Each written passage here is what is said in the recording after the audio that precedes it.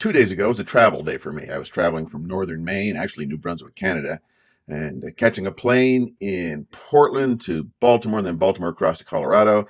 And it was a travel day, and it was a long day because it started out with a 5 hour drive in a vehicle to get to the first plane, to catch the plane, to get to the second plane and wait in an airport lobby and just keep going like that. It was a travel day. And on the last leg, I was tired. And it's the longest leg. It goes from Baltimore to Colorado. Sure, I gained 2 hours on a clock, but guess what? I didn't gain 2 hours in my body and mind. So I was tired, and I was with my daughter and she was tired. We just wanted to get home, and that's how it was. You just have to do it. It's easier than you think.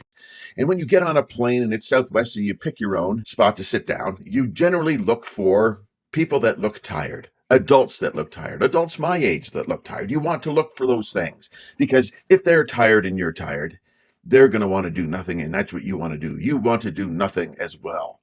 And that's what we were looking for. And I spotted a seat that was right there. And the lady was sitting in the aisle. She wasn't sitting in the window. She left the middle seat and the window seat. And I'm thinking, this is pretty good.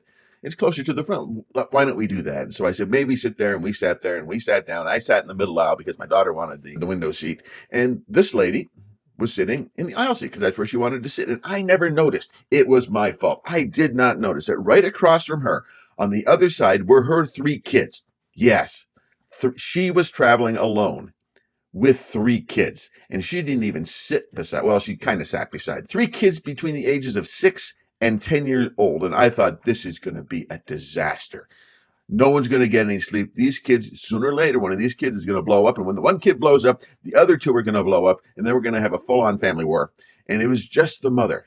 And for the entire flight, which is about 3.5 hours, I never heard boo from these kids. They had little bags in front of them, and they'd pull out this activity to do, and this is at night. Our flight landed at 11 o'clock at night, and they had pulled this activity out, and they pulled that activity out when they got bored, and then they switched seats. I never heard a word out of these kids. The mother ignored them half the time. The mother was watching a movie on a tablet in her seat. She maybe looked over at them and talked to them maybe twice. The entire trip. These kids were not real. It was absolutely crazy. They weren't real. How could 3 kids like that not make any kind of a fuss? And so I couldn't help it. As we were landing, I turned to the mother and I said, may I just say that your kids are absolutely amazing. I thought I didn't say this, but in my mind I thought this was going to be a disaster. But I complimented her on how well her kids actually behaved on a flight. I've never seen it before in my life. 1 kid, more or less 3 of them, no crying, no nothing. They just did their thing quietly and to themselves. And she said, thank you. We've worked hard. We train our kids to travel. And I go, what? She said, yeah, we're from Alaska. And we train our kids on how to travel nice, how to travel so there's no arguing, how to travel so there's no whining and crying needlessly. They train their kids how to travel. Now there's a novel idea. And guess what? The training was done very well. I watched when they got off. They got off just in front of us. So we watched them go. Every kid had their own little suitcase. They had to take care of their own suitcase. Mother wasn't helping them with their suitcase. That's a family travel thing with me. Our family travel is you haul your own stuff. You want to take it, you put it in your suitcase. I don't care if my suitcase is half empty. Your suitcase, you want to take it, put it in your suitcase. And every kid had their own travel, and that's exactly what they did. I was amazed. Travel training? Travel training. Now let's shift gears on this thought. Do you train for the stuff that you do? Or maybe a better word would be practice. Do you practice the stuff that you do? Like you go to a Zoom meeting and you know what the topic's going to be. You're not presenting. You're just showing up. But do you show up with some knowledge in mind? How do you show up online? How do you show up online? If it's a Zoom call and you're leading, I get it. You're ready. But if you're just showing up at a Zoom meeting, do you practice, so to speak, on how you show up? So here's 3 things. I'm going to give you 3 things real quick on how to do this. The first thing is this. Know your stuff. Know your stuff. If the topic is on some type of technology, bone up on the technology before you show up so that you know that the person you're listening to or the person that's making the presentation, you have a general knowledge stepping in. Now, you may have some crib notes. You may have some bullet points. You want to be asking questions in the chat because a lot of times when you show up, you've got a chat and you can ask questions in the chat and you can ask intelligent questions. I've made the mistake of just showing up unprepared. I'm listening to this thing and said, oh, I'm going to ask this question. So I asked the question. That was an absolutely idiotic question. I knew the answer to it, but I'd forgotten at the time, so I asked. And then I felt like I felt. Shouldn't have been embarrassed, and I really wasn't. But I'm thinking, man, I just wasted some other people's time by asking a question that everybody probably knew, and I shouldn't even have asked. So first thing is know your stuff. Just come prepared for the meeting. whatever the meeting may be. So that's the first thing. Now, the second thing is prepare your mind. Wait, what? Have you ever had people that just show up at the last minute and their mind is on the thing they have to do 4 hours down the road? Their mind is on supper. Their mind is on something with the family in the evening, and they're not there.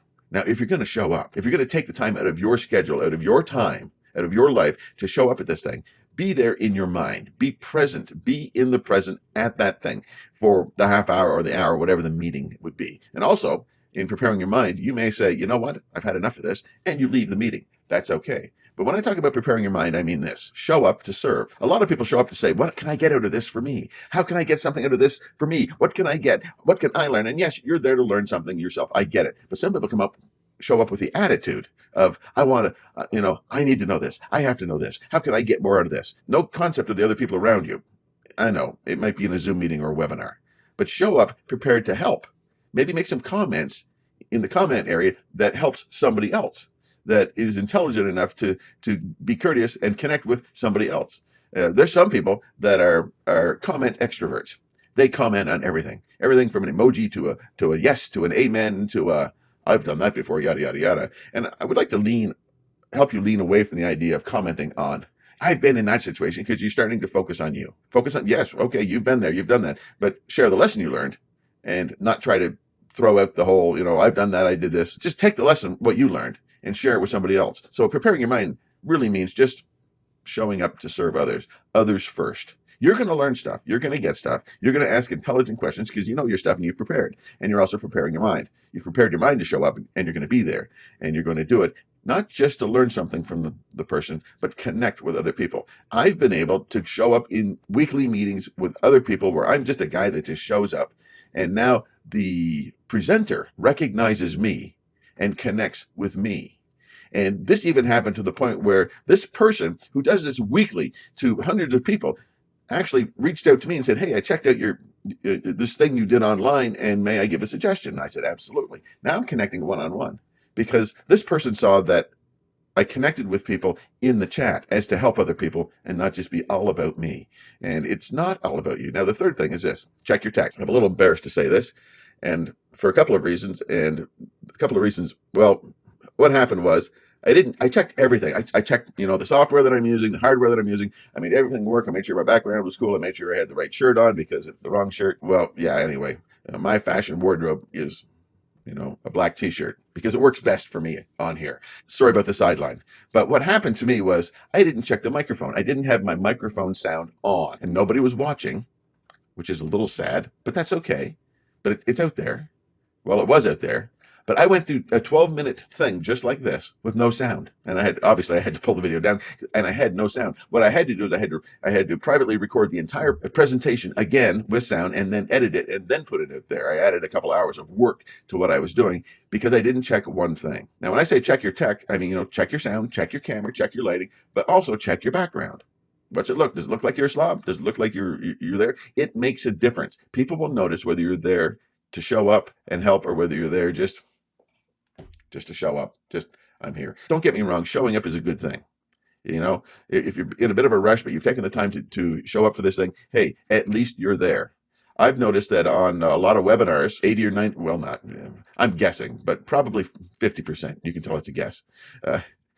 There's a lot of people. Let's just go there. There's a lot of people that show up and they never put the camera on. Now, they might be at work working, and they're trying to multitask, which doesn't work. And they're kind of half there, but they don't want to show up. And at least they have the knowledge to say, you know what? I'm not presentable for this, but I'm here to listen. And so they turn the camera off, and that's okay. That's all right. I don't know other people's situation. But then there's people that show up, turn their camera on, and they're right there, but the lighting is bad. Their background, you can tell that they're not thinking at all about how they're presenting. They're there just to soak in the thing and not give any credence to helping other people. They're just there to soak in their own thing, and that's it. Check your tech, check your surroundings, check your stuff. Make sure it all works. Now, those are the three things that I had to share with you with regard to just getting ready and preparing yourself to give your best when you show up, even as just a participant on a webinar or a Zoom call or whatever. Show that you show other people that you really want to be there. And you do that by doing these three things: thinking about other people, checking your tech, and all that stuff. Just as a reminder, you guys know who I am, especially if you're watching this. And I appreciate all that you do. If you would subscribe, like, comment, share. If you're on YouTube, I'd appreciate not just a thumbs up, but maybe you want to subscribe, and that would be absolutely fantastic for me. Other than that, have a great day, have a great week, and remember, getting online and putting yourself out there, it's easier than you think.